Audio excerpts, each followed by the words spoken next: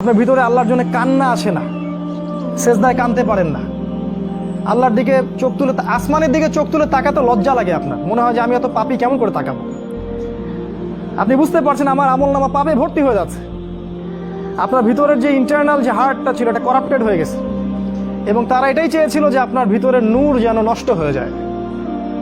আল্লাহ পাক কোরআনে বলেছেন, কদ আফলাহা মান যাক্কাহা, তারাই সফল যারা ভিতর থেকে পরিশুদ্ধ হয়েছে। ওয়া কদ খাবা মান দাসাহা, সে ব্যক্তি ধ্বংস হয়ে গেছে যার অন্তরটা ধ্বংস হয়ে গেছে। আর এই প্রতিটা বিষয় দিয়ে তারা আপনার রূহটাকে নষ্ট করে দিয়েছে। দাজ্জালের অনুসারীরা আপনার রূহটাকে, আত্মাটাকে নষ্ট করে দিয়েছে। খেয়াল করে দেখবেন আপনার চোখ দিয়ে পানি আসে না, একটা অন্যায় পাশে দেখলে আপনার গায়ের রক্ত গরম হয়ে যায় না, উম্মার মানুষদেরকে যখন অন্যায়ভাবে হত্যা করা হচ্ছে আপনার ভিতরে কোনো ফিলিংস জাগে না। আপনি খেয়াল করে দেখবেন যে আপনি ঘন্টার পর ঘন্টা পর্নোগ্রাফি দেখছেন, জিনা দেখছেন, 3x দেখছেন, কিন্তু আপনার ভিতরে কোনো ফিলিংস কাজ করে না, মানে কোনো অনুশোচনা কাজ করে না, কারণ আপনার ভিতরটা নষ্ট করে দিয়েছে তারা। আল্লাহ রসুল বলেছেন, যখন মানুষ একটা পাপ করে কলবে একটা দাগ পড়ে, আরেকটা পাপ করে আরেকটা দাগ পড়ে, আরেকটা পাপ করে আরেকটা দাগ পড়ে। যদি তওবা করে দাগ উঠে যায়, তওবা না করলে দাগ পড়তেই থাকে পড়তেই থাকে, এক পর্যায়ে এই কলবটা দুর্গন্ধযুক্ত কলব হয়ে যায়। এত দুর্গন্ধ বের হয় এই কলব দিয়ে, যদি মানুষ জানতো তাহলে মানুষ থাকতে পারতো না পৃথিবীতে। এই জন্যই এই রকম শ্রেণীর মানুষের যখন মৃত্যু হয় তখন ওই মালাকুল মউত এবং এই যে মৃত্যুর ফেরেশতারা তারা দুর্গন্ধে আত্মাটাকে বের করে নিয়ে আসেন, টেনে হিজড়ে স্যাঁচড়ায় বের করে নিয়ে আসেন। এই পাপী মানুষটা মারা যাওয়ার সময় এই ঘটনাটা ঘটে। এইভাবে তারা আপনাকে ব্যস্ত রেখেছে। এখন কি হবে? এখন আগামী দিনগুলোতে কি এরা উম্মার নেতৃত্ব দিতে পারবে? এর মধ্যে কারা পারবে?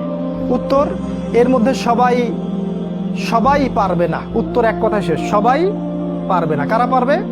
এই যুবক শ্রেণীর মধ্যে যারা এই গুণগুলো অর্জন করতে পারবে তারা ইনশাআল্লাহ আগামী দিনগুলোতে সফল হবে। গুণগুলো পয়েন্ট আকারে বলে শেষ করছি। এই যুবক শ্রেণীর মধ্যে যারা তাদের জীবনটাকে বাকি পুরো জীবনটাকে আল্লাহর জন্য উৎসর্গ করতে পারবে তারা পারবে। এক নাম্বার, এই যুবক শ্রেণীর মধ্যে যারা আল্লাহর জন্য তাদের জান, মাল, সময়, শ্রম ব্যয় করে দিতে পারবে, কুরবানি করতে পারবে। কুরবানি কেমন? ওই ইসমাইল আলাইহিস সালামের মতো। বাবা বলেছে তোমাকে জবাই করা লাগবে, তিনি কি বলেছিলেন? করিয়েন না। তিনি বলেছিলেন আপনাকে আল্লাহ যা আদেশ করেছেন সেটাই করেন, আমাকে ধৈর্যশীল পাবেন ইনশাআল্লাহ। এরকম ছেলে পাবেন এখন? তো এরকম নিজের জান, মাল, সময়, শ্রমকে আল্লাহর পথে উৎসর্গ করে দেওয়ার মানসিকতা আগে তৈরি করতে হবে। এটা এক নাম্বার। দুই নাম্বার, জ্ঞান অর্জন করতে হবে। এই যুবক শ্রেণীর মধ্যে যারা জ্ঞান অর্জন করবে, কোরআন সুন্নাহর পাশাপাশি সমসাময়িক অর্থনীতি, রাজনীতি, বিশ্ব সবকিছু সম্পর্কে জ্ঞান থাকতে হবে। তারপরে আপনি আল্লাহর পথে কিছু করতে পারবেন, তার আগে নয়। আপনি সিলেক্ট করবেন যে আপনি এই উম্মার আবর্জনা হতে চান না উম্মার মুজাহিদ হতে চান, এটা আপনি সিলেক্ট করবেন। আপনি কি চান যে আপনার জীবনটার বিনিময়ে আল্লাহ আপনাকে অনন্তকালের জান্নাত দান করুক, অথবা আপনার এই কাজগুলোতে কেউ বাধা দিবে না, এই পাপ কাজে কেউ বাধা দিবে না, শেষমেশ আপনি জাহান্নামে চলে যাবেন? আপনি কি এটা চান? আমরা কি এটা চাই?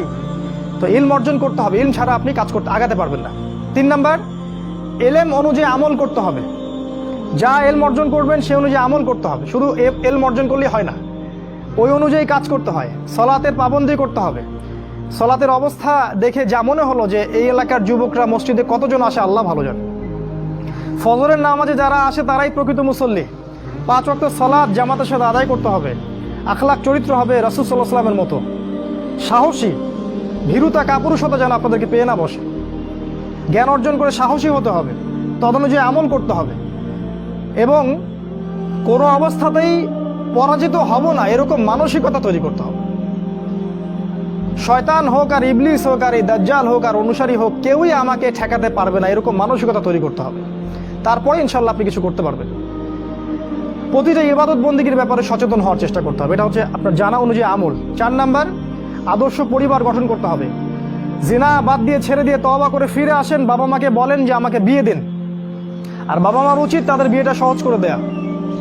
বিয়ে করুন, সংসার গঠন করুন, দিনদার নেককার ছেলে মেয়েদেরকে বিয়ে করুন এবং সুসন্তান জন্ম দিন, তাদেরকে আল্লাহর পথে দায়ী মুজাহিদ হিসেবে তৈরি করুন। 5, হালাল রিজিকের ব্যবস্থা করুন। ওই হারাম ব্যাংকিং সেক্টর থেকে, চাকরি থেকে রিজাইন দিয়ে দিন। যে সেক্টরে হারাম আছে, ঘুষ আছে, সুদ আছে, সব ছেড়ে দিন। কার জন্য ছাড়বেন? আল্লাহর জন্য ছাড়বেন। মনে রাখবেন রিজিকের মালিক আল্লাহ, আপনি আপনার রিজিকের মালিক নন। আপনি আল্লাহর জন্য যদি কিছু করেন আল্লাহ পাক আপনাকে তার চেয়ে বহুগুণ দিতে পারেন। এই বিশ্বাস রেখে প্রয়োজনে সবজি বিক্রি করেন, কৃষিকাজ করেন, মৎস্য খামার করেন, ছাগলের খামার করেন, তাও ভালো। তারপরেও হারাম রিজিকের দিকে যাবেন না। অনুরোধ করছি ভিতর থেকে, মানে আল্লাহর দোহাই দিয়ে অনুরোধ করছি, হারাম রিজিকে যাবেন না। সারা জীবনের ইবাদত নষ্ট হয়ে যাবে, সারা জীবনের।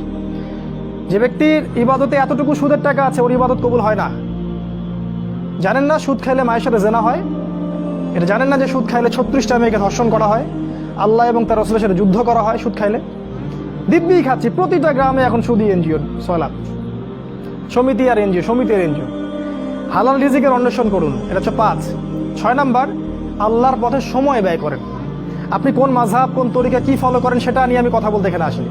আপনি আল্লাহর পথে সময় দেন, যে যেখানে আছেন সেখান থেকে আল্লাহর পথে কিছু করেন, প্রজেক্ট হাতে নেন, কিছু করেন। এলাকার যুবকদেরকে নিয়ে একটা ফাউন্ডেশন করেন, বা একটা সংগঠন করেন, বা একটা প্ল্যাটফর্ম করেন, করে কিছু একটা করেন, যাতে করে এলাকার মধ্যে জাহেলিয়াতগুলো দূর হয়ে যায়। আল্লাহ আপনাকে সাহায্য করবেন ইনশাআল্লাহ।